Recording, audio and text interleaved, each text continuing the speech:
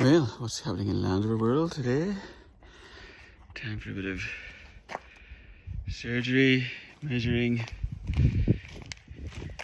We got steps, hooray! So, cut that out. Figure out some way to get a bit of space in there. Should be good. What do you think, Harris? What do you think of steps? Dun, dun, dun. Yeah, do you like the steps? Good job. In.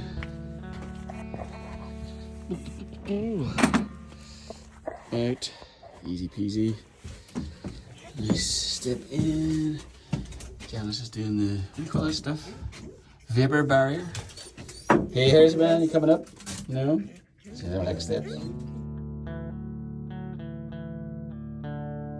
Well, what's happening in Landrover world today? Landrover world today, we are charging batteries. So I had to put a wee rain gutter in, same as the one in the back. There's a bit of a twist in this whole frame, unfortunately, so the door doesn't seal just quite as well as we'd like.